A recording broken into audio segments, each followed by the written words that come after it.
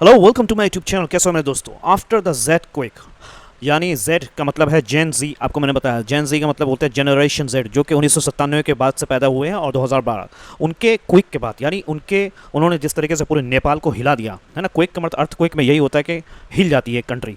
तो after the Z quake यानी Z की तरफ से जो जलजिले के बाद, जो भूकंप के बाद, अब क्या मसला है? कह रहे हैं कि Nepal's youth uprising has left it in a flux. ठीक है, नेपाल की जो युवा आंदोलन है उसने देश को अस्थिर बना दिया। क्या बना दिया? युवा आंदोलन, यूथ्स अपराइजिंग।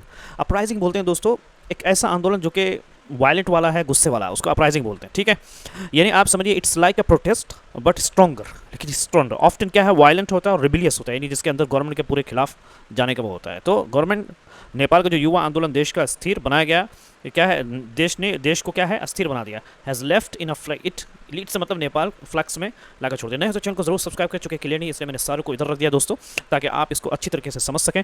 आप इधर देखिए, और हमने जो है ट्रांसलेशन भी डाल दिया है, और प्लस आपके लिए फ्रेजेस है शानदार। Left it in a flux, स्थिर।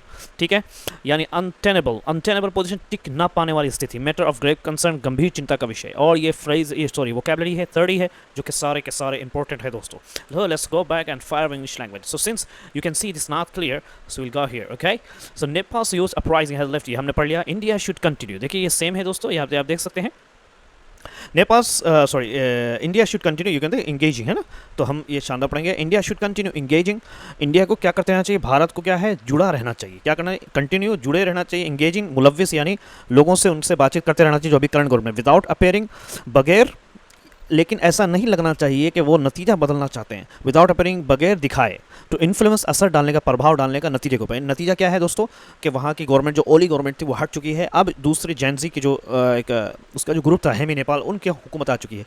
तो चूंकि गवर्नमेंट को, यहाँ के गवर्नमेंट को नेपाल की गवर्नमेंट से मिलजुल कर चलना चाहिए, और ये नहीं दिखना चाहिए कि जो अभी का जो रिजल्ट आया है उस पर जो है इंडिया उसके खिलाफ है, उनके साथ मिलकर चलना चाहिए, ये एडिटर साहब कह रहे हैं। Nepal social media ban didn't cause Oli's fall any more than fruit seller Mohammed Bouazizi self-immolation stirred the Arab Spring in Tunisia in 2010।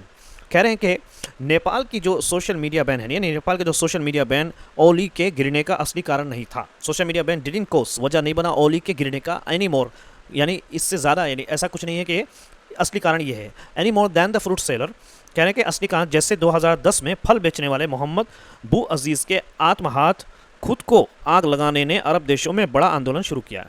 ठीक है, जैसे अब देखिए, जैसे कि फ्रूट सेलर, फ्रूट बेचने वाले मोहम्मद बजीर के सेल्फ इमोलेशन बोलते हैं, खुद को आग लगाना, स्टीड, फैला दिया है अरब स्प्रिंग, पूरे अरब स्प्रिंग में, यानी एक आंदोलन शुरू कर दिया। ठीक है, ठीक है, एक अरब स्प्रिंग यानी अरब की हवा, ये समझ लो। बल्कि आंदोलन मतलब आंदोलन पड़ा दिया इंडोनेशिया में 2010, यानी इसने जब अपने आप को आग लगाई तो उसके बाद पूरा ये एक आंदोलन फैल गया। ठीक है दोस्तों, बोथ वर ट्रिगर इवेंट्स, दोनों के दोनों क्या है, दोनों जेनजी, जो सोशल मीडिया बैन, और ये जो सेल्फ इमोलेशन, दोनों के दोनों जो है ट्रिगर इवेंट से, यानी इससे जो है हवा लग गई। लेकिन इसका मतलब ये नहीं कि यही एक रीज़न था, बल्कि पहले से भी लोग गुस्सा हो रहे थे। इससे पर हमने पढ़ा ना, बबल ओवर, उनका गुस्सा निकल के आया। But the unrest rising from widespread discontent, ठीक है, had been building up for month. कह रहे हैं कि लेकिन जो ये अनरेस्ट है, जो प्रदर्शन है, राइजिंग, ये उठ रहा है फ्रॉम, बढ़ती हुई परेशानी से, समझो आप। ठीक है, ट्रिगर हमने पढ़ा ना, ट्रिगर इवेंट्स, चिंगारी देने वाली घटना, ट्रिगर इवेंट्स बोलते हैं चिंगारी देने वाली घटना। तो जैसे आप देखें, अरब देशों में क्या है, बड़ा आंदोलन शुरू किया था, तो आपने समझ गया। बोथ वर ट्रिगर्स, ये सिर्फ क्या है, चिंगारी बने, लेकिन असली गुस्सा क्या है, डिसकॉन्टेंट का मतलब नाराजगी, तो महीनों से जमा हो रहा था। वाइड स्प्रेड, पूरे देश में जो है वो गुस्सा, discontent, had been building up, जमा हो रहा था, बन रहा था, फॉर मंथ, कई महीनों से, यानी लोगों के अंदर गुस्सा पड़ रहा था। दैट ओली वॉज बिजी, वो जो मिस्टर ओली थे वो बिजी थे, सीमेंटिंग हिज पोजीशन, अपनी पोजीशन को सीमेंट, आप जो ना घर में सीमेंट लगाते हैं तो मजबूत करते हैं, यानी अपनी पोजीशन को मजबूत करना इन हिज पार्टी, अपनी पार्टी में क्या है। ठीक है दोस्तों, आपको मैं बता दूँ, ये जो सिस्टम बनाया डेमोक्रेटिक वोटिंग सिस्टम में, क्या होता है ना, इसमें जो लीडर होता है, बहुत ही कम ऐसे लीडर होते हैं जो चाहते हैं कि कंट्री का भला हो। सबको इसकी फिक्र होती है कि मेरी कुर्सी किस तरीके से बचे रहे। अब वो अपनी कुर्सी को बचाने के लिए किसी भी हद तक जा सकते हैं। और अगर मान लिया कि कोई लीडर ऐसा है जो बहुत अच्छा काम कर रहा है, तो अपोजिशन उसको रहने नहीं देती। ये सिस्टम ही इन्होंने ऐसा बनाया है ताकि कोई भी लीडर अपने आप को ये ना समझे कि बस मैं बॉस हो गया, मैं ही सब कुछ कर सकता हूँ। तो इसके नतीजे में कुछ लीडर ऐसे होते हैं जो काम कर जाते हैं, ठीक है, कंट्री के लिए, लेकिन अक्सर वो बेशतर है कि ऐसे वो काम नहीं करते। और अगर काम भी करते हैं तो उनका मकसद क्या होता है, लोगों से वोट लेने का मकसद होता है, उनका कोई मकसद नहीं होता। तो आप देखिए, जिस कंट्री के अंदर ये सिस्टम है, आपको मिलेगा कि वहाँ पे प्रोटेस्ट हो रहा है, यहाँ पर वो एक दूसरे के खिलाफ बयानबाजी, और ये तो इस तरीके से। लेकिन चूंकि अमेरिका में भी डेमोक्रेसी, लेकिन अमेरिका में आपने देखा होगा कि वहाँ पे जो प्रेसिडेंशियल जो सिस्टम है और वो एक डिबेट होती है पूरे कंट्री के लिए, ठीक है। उस डिबेट में के अंदर भी जो है जो दो पार्टी होते हैं उनको सामने बोलना पड़ता है, तो उस डिबेट में तो कोई जाहिल इंसान जा ही नहीं सकता है। तो ये चीज़ बहुत सारी चीज़ अच्छी है जो उन्होंने अपने लिए बचा के रखी है, हम लोगों के लिए ये सब छोड़ रखा है। तो सीमेंटिंग हिज पोजीशन, तो इन हिज पार्टी, अपनी पार्टी में वो अपने वो कर रहे थे, उनको लोगों से कोई लेना देना नहीं है। CPN UML on Sunday to ensure a third term at its helm, ठीक है। और जो उनकी जो पार्टी है यानी सीमेंटिंग मतलब है ना मजबूत करने में लगे थे ताकि तीसरी बार वो नेता बन सके, ठीक है।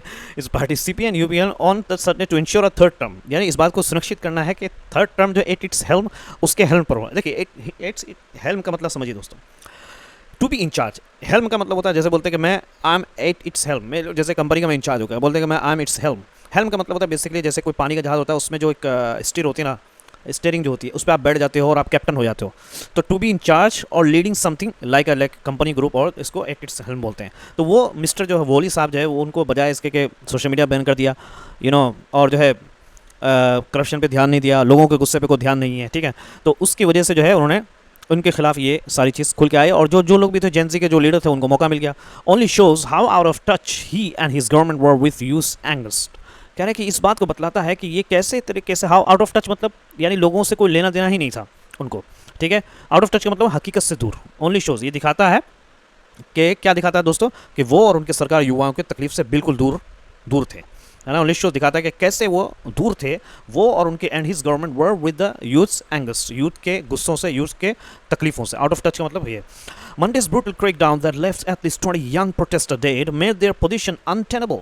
कहने के मंडे की जो बदतमीजी, ब्रूटल बोलते हैं जालिमाना, सोमवार को जो सख्त कार्रवाई, ब्रूटल क्रैकडाउन मतलब बहुत कठोर कदम जो उठाया, क्रैकडाउन बोलते हैं घर में घुस के क्रैकडाउन में थोड़ा सा जो फौजी लोग होते हैं आर्मी थोड़े बदतमीज होते हैं। दैट लिफ्ट जिसने छोड़ दिया, जिसकी वजह जो कारण माना गया है एटलीस्ट कम से कम 12 नौजवान प्रदर्शनकारी मर गए। मेड दियर पोजीशन, उन्होंने बना लिया अपने पोजीशन को अनटेनेबल। अनटेनेबल का मतलब होता है टिक ना पाने वाला, यानी आप देखिए समझ रहे, यानी सोमवार की सख्त कार्रवाई जिसमें 20,000 युवा मर गए, उसने क्या है सरकार को कमज़ोर कर दिया। जब आप लोगों को मार देते हैं बस हो गया काम आपका तमाम वहीं पे हो गया, सरकार को कमज़ोर कर दिया, यानी टिक ना पाने वाली स्थिति हो गई। मेड द अनटेनेबल बोलते हैं दोस्तों, जैसे चेयर है, अब चेयर के नीचे कुछ है नहीं या चेयर टूटी हुई तो बोलते हैं कि भैया अनटेनेबल, यहाँ पे बैठोगे तो गिरोगे गिरोगे। ऑल दो अच्छा देखिए, जब अब नेपाल की सुरक्षा सेना के हाथ में है, लेकिन ये हालत भारत के लिए बड़ी चिंता है। ऑल दो अगरचे नेपाल की आर्मी ने अपना क्या है चार्ज ले लिया है, सिक्योरिटी का जो चार्ज है वो अपने हाथ में ले लिया है। Now the on going churn, कि ये जो चलने वाली जो कन्फ्यूजन है या लड़ाई है, ऑन गोइंग चर्न का मतलब है लगातार उथल पुथल, ठीक है, या लगातार बदलाव। ये क्या है दोस्तों, is a matter of grave concern for India, India के लिए बहुत बड़ी चिंता की बात है। शानदार फ्रेज मिल गया दोस्तों, कह रहे हैं कि तुम्हारी जो हरकतें हैं ना ये बहुत बड़ी चिंता की बात है। Your movement is a matter of grave concern for India coming just over a year after a student revolution in Bangladesh disclose the friendly regime of Sheikh Hasina. अच्छा क्यों चिंता की बात है दोस्तों, क्योंकि पिछले साल ही खासकर इसलिए, देखिए समझिए, कमिंग जस्ट ओवर ईयर, आते हुए सिर्फ एक साल पहले, यानी खासकर इसलिए कि जबकि स्टूडेंट का जो इनकलाब था वो बांग्लादेश में, जिसने हटा दिया एक फ्रेंडली दोस्ताना रिजीम, एक इलाके को, या दोस्ताना क्या है हुकूमत को, जो कि शेख हसीना का एक रिजीम था, उसने उसको यानी दोस्ताना आंदोलन इंडिया के लिए जो था वो उसने उसको क्या है दोस्तों हटा दिया। यानी पिछले साल में बांग्लादेश में छात्रों में आंदोलन ने शेख हसीना की सरकार को हटा दी थी। आफ्टर स्टूडेंट, छात्रों के क्या है आंदोलन, स्टूडेंट रिवोल्यूशन, छात्रों के डिस्क्लोज का मतलब होता है हटाना, disclose removed pushed out of power taken away, इस तरीके से ये मतलब है regime of Sheikh Hasina. Nepal is geopolitically, अब पढ़ते हैं, Nepal is geopolitically more significant as a buffer between India and China. समझिए दोस्तों, नेपाल और भी अहम है क्योंकि वो भारत और चीन के बीच ढाल यानी बफर, बीच का संतुलन है।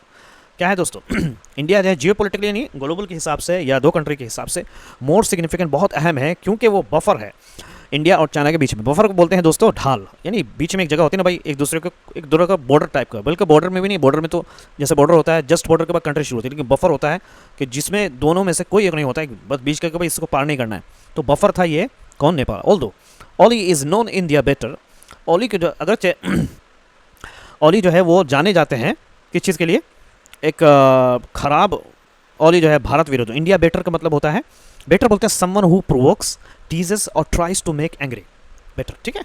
यानी जैसे बहुत सारे लोग होते हैं ना, कुछ लोग जिनको जो लोग मजाक उड़ाते हैं और दूसरों को गुस्सा उठाते हैं करते हैं ताकि वो अपना फ़ायदा निकाले। तो ऑल दो ओली जो है ये मशहूर है इस बात के लिए, इंडिया बेटर, यानी इंडिया को गुस्सा दिलाने वाले या इंडिया का मजाक उड़ाने वाले, इंडिया को चढ़ाने वाले लोग, यानी आप बेसिकली समझिए कि इंडिया विरोधी है। अली जो है भारत विरोधी हैं माने जाते हैं, इज़ अ नोन मशहूर है। Cozying up to China and arising thorny issues. So cozying up का मतलब होता है दोस्तों नज़दीकी बढ़ाना, यहाँ इसका मतलब है नज़दीकी बढ़ाना। क्या है वो इंडिया के खिलाफ भी, भारत विरोधी भी बातें करते रहते हैं, और वो नज़दीकी बढ़ा रहे हैं किससे, चाइना से। एंड रेजिंग थॉर्नी इशूज़, और जो कांटे वाले इशूज़ यानी बहुत अहम विवादित बयान जो है वो मुद्दे जो है कठिन जो है, थॉर्नी इशू का मतलब कठिन और विवादित मुद्दे उठा रहे हैं, यानी बातें करते हैं इस तरीके से। सोमवार को उनकी पार्टी ने, देखिए सुनिए, CPN UM जो अगेन अपोज, इनकी जो पार्टी है, क्या है दोबारा उन्होंने अगेंस्ट में गए, मुखालिफत की इंडिया के और चाइना की जो समझौते की ट्रेड अक्रॉस जो डील करने का यानी बिजनेस करने का अक्रॉस द लिपू लेक जो कि पास ऑन मंडे लिपू लेक से होते हुए, यानी उठाते हैं कि सोमवार को उनकी पार्टी ने भारत चीन का समझौता का भी विरोध किया। लेकिन भारत ने क्या है pass on Monday Lipulekh pass जो एक पूरा है ना, आप देख लेना गूगल में, तो वहाँ के जरिए जो ट्रेड है, चूँकि लिपू लेक जो है ना वो नेपाल ये कहता है कि मेरा है, इसके दरमियान में इंडिया और चाइना का नहीं होना चाहिए, तो उसके खिलाफ भी उन्होंने आवाज़ उठाई। इंडिया हैज़ रिस्पॉन्डेड क्वेश्चन, लेकिन इंडिया ने यहाँ पर बहुत ही जो प्रतिक्रिया जवाब दिया वो बहुत ही एहतियात के साथ, क्योंकि इंडिया को भी चूँकि नेपाल को ज़्यादा अपने से दूर नहीं करना है। अच्छा, let's read this one. PM on Tuesday describe the violence as heart rending. PM ने यानी इंडिया के जो प्राइम मिनिस्टर है, उन्होंने मंगलवार को हिंसा को दिल दहलाने वाले बताया, हार्ट रेंडिंग बोलते हैं दोस्तों, बतलाया। डिस्क्राइब द वायलेंस, जो ये जो हिंसा थी वो दिल दहलाने, हार्ट रेंडिंग, दिल दहलाने वाली और बड़ी दुखद। एंड अपील, और उन्होंने फिर अपील भी किया to all my brother and sister, my brother, भाइयों बहनों नेपाल में, टू सपोर्ट पीस को सपोर्ट करने के लिए। वेट एंड वॉच, उन्होंने कहा कि इंतजार करिए और देखते रहिए कि क्या हो रहा है। Is the best approach for now, कह रहे कि अभी जो नीति होनी चाहिए वेट एंड वॉच की होनी चाहिए, कुछ नहीं बस देखते रहो क्या होता रहता है, अभी के लिए हमें देखना है, इन्हें खुद ना टिप्पणी करनी ना कुछ करना। Because intervention of any kind will be rejected, कह रहे कि किसी तरह की दखलंदाजी any kind of will be rejected, जो कि बहुत ही गुस्सा दिला देगा। समझ में, वेट एंड वॉच, इन्हें धीरे रखना होगा, क्योंकि किसी भी तरह का दखलंदाज इंटरवेंशन हस्तक्षेप लोगों को बुरा लगेगा। रिसेंटेड का मतलब क्या है दोस्तों, फेल्ट एंग्री, अपसेट और bitter about something that seems unfair, यानी resented है ना, गुस्सा दिलाना। हो सकता है कि ये गुस्सा दिला दे, स्पेशली when rumors, खास तौर पे ऐसे वक्त में किधर गया यार, स्पेशली खास तौर पे जबकि रूमर्स अफवाहें और फॉरेन हैंड के बाहरी हैंड के भी, अफवाहें के बाहर के लोगों ने शक्ति ने करवाया। इन द अपराइजिंग, ये जो प्रदर्शन हुआ, आर रिफ रिफ का मतलब होता है full of something usually bad और अनप्लीजेंट वाइड स्प्रेड, जो कि क्या है बहुत बैड है और बहुत बुरी है, यानी इसी अपराइजिंग है जो कि चल रही है अफवाह के, भाई बाहर के भी लोगों का हाथ है। समझ में आ रहा? चलिए इसको एक मतलब और समझते मैं आपके सामने दोबारा पढ़ता हूँ कि अभी वेट एंड वॉच की सिचुएशन रखनी, क्योंकि किसी भी तरह भारत का दखल अंदाज क्या है लोगों को बुरा लगेगा, खासकर तब जब अफवाहें चल रही कि इस आंदोलन में विदेशी हाथ है। ठीक है बाहरी देश का असर है, चीन नेपाल को अपने करीब ला रहा है। समझ में आ रहा है दोस्तों? सो और रिफ का मतलब होता है फुल ऑफ समथिंग यूजुअली एक तो बहुत बुरी चीज़ है, बहुत बहुत खतरनाक चीज़ है, समथिंग बहुत बुरा है। राइफ का मतलब समझो, फुल ऑफ समथिंग, किसी भी चीज़ का बुरा होना, किसी चीज़ का भरा हुआ होना, किस चीज़ से, मोस्टली बुरी चीज़ से, या ऐसी चीज़ जो कि अच्छी ना लगे। ठीक है, ये वाइड स्प्रेड है, यानी पूरी दुनिया में पूरे में फैला हुआ है। समझ में आ रहा है दोस्तों? With China actively courting Nepal, China जो है वो बहुत ही चालाकी से क्या है नेपाल को अपने से करीब कर रहा है, और हमारे यहाँ के लोग जाके थोड़ा सा मुस्कुरा देते हैं वहाँ जाकर के, हो गया काम, हो गया भाई, हम चाइना को करीब ला रहे हैं, ऐसा को थोड़ी है भाई, वो लोग बहुत चालाक है। और मुझे तो ऐसा लगता है इसमें भी चाइना इसके पीछे है। India does not want to be seen as playing big brother, India नहीं चाहेगा कि वो ऐसा दिखे कि बड़े भाई की तरह खेलने के लिए, यानी जैसे बड़ा भाई आदेश करता है, हुक्म देता है, ऑर्डर करता है, तो वो इंडिया नहीं चाहता कि वो इस तरीके का कुछ ऑर्डर दे नेपाल को, ऐसा करो। द स्टेक्स आर हाई, कह रहे हैं कि ये जो खतरा है, ठीक है आप समझ लीजिए, चीन नेपाल को अपने करीब कर रहा है, ला रहा है, लेकिन भारत नहीं चाहता कि वो बड़े भाई की तरह हुक्म चलाने वाला, इन्हें प्लेइंग बिग ब्रदर का मतलब है आदेश देने वाला दिखे। द स्टेक्स आर, यहाँ दाव बड़े हैं, सबका दाव क्या है, बड़ा लगा। स्टेक्स आर हाई का मतलब है बहुत कुछ दाव पर लगा है। द स्टेक्स आर हाई, ठीक है, द स्टेक्स आर हाई, यानी जो दाव है, जो बहुत ज़्यादा हर चीज़ दाव पे लगी हुई है। India has traditionally been Nepal's biggest foreign investor and sources of investment, कह रहे हैं कि भारत जो है लंबे समय से नेपाल का सबसे बड़ा निवेशक और मददगार रहा है। इंडिया हैज़ ट्रेडिशनली, बहुत लंबे से, ट्रेडिशनली मतलब ट्रेडिशन जो कि बहुत लंबे तरीके से रहा है नेपाल का सबसे बड़ा क्या है, फॉरेन इन्वेस्टर, बाहर का पैसा लगाने वाला। यानी इंडिया से आपको पता ना इंडिया और चाइना का रिश्ता कैसा है, सब लोग यहाँ से इन्वेस्टमेंट करते हैं, एंड सोर्सेज ऑफ असिस्टेंस और मदद का भी एक जरिया है। बट सिंस 2017 से चाइनीज़ FDI कमिटमेंट, चाइनीज़ के जो FDI के जो वादे कर रखे हैं, नॉट एक्चुअल इन्वेस्टमेंट, जो कि एक्चुअल में इन्वेस्टमेंट नहीं है वो, समझिए। लेकिन 2017 से चीन ने जो निवेश के वादों, FDI इन्वेस्ट कमिटमेंट जिसको बोलते हैं, में वादों में भारत को पीछे छोड़ दिया है। यानी जो चाइना ने जो वादा किया है, जो कि एक्चुअल में इन्वेस्टमेंट में नहीं है, बस खाली वादे कर रखे, हैव ग्रोन बिगर, जो बढ़ता गया, बड़ा हो गया। यानी जिस तरह इंडिया ने भी ज़्यादा वादे नहीं किए, बल्कि चाइना जो है वो वादा किया, जिससे जो है नेपाल जो है उधर जा रहा है। India no longer has a trade monopoly in Nepal, कह रहे कि इंडिया जो है अब इंडिया का जो एक सिक्का चलता था, मोनोपोली जिसको बोलते हैं, वो अब नहीं रहा है नेपाल में बिजनेस के सिलसिले में। यानी भारत के पास अब व्यापार पर अकेला अधिकार है, ट्रेड मोनोपोली नहीं है। क्यों? इसलिए कि वहाँ पर कौन आ गया दोस्तों? चाइना भी आ गया है। So let's read this one. While it remains the main sources of petrol and diesels, memories of 2050's unofficial trade blockade imposed after the adoption of Nepal's new constitution have made Nepal cautious. अभी भारत अभी भी petrol और diesel देता है, while जबकि वो रहता है, यानी कौन? भारत रहता है द मेन सोर्स। और कौन? भारत। तो मेन सोर्स पेट्रोल और डीजल का मेन जो है मुख्य जो सोर्स है, यानी जहाँ से सप्लाई जो होती है वो कौन है? इंडिया अभी भी है। मेमोरीज ऑफ 2000 जो है लेकिन 2015 की क्या है? अनौपचारिक नाकाबंदी। अनौपचारिक नाकाबंदी 2015 की ट्रेड ब्लॉकेज, अनऑफिशियल यानी अनाधिकारी, यानी ऑफिशियली नहीं था कोई, बस मतलब कि ऑफिशियली था, लेकिन वो मतलब क्या बोलते हैं उसको, रेगुलेशन में फॉर्मल तौर पे नहीं था। ट्रेड जो ब्लॉकेट हुआ था, जो कि लागू किया था after the adoption of Nepal का न्यू कॉन्स्टिट्यूशन। नेपाल की जो न्यू कॉन्स्टिट्यूशन है उसके बाद ट्रेड ब्लॉकेट जो लागू किया था, हैव मेड नेपाल कॉशियस। उसने क्या किया कि यादें नेपाल को सतर्क रखती हैं। अब देखिए समझिए, भारत अभी भी पेट्रोल और डीजल देता है, ये तो आपने यहाँ समझ गया, ठीक है। उसके बाद लेकिन 2015 की अनौपचारिक नाकाबंदी, ब्लॉकेट बोलते हैं रास्ता रोकना, की यादें नेपाल को सतर्क रखती हैं। नेपाल को क्या है? सतर्क रखती हैं, क्योंकि 2015 में ऐसा हुआ था नेपाल के साथ।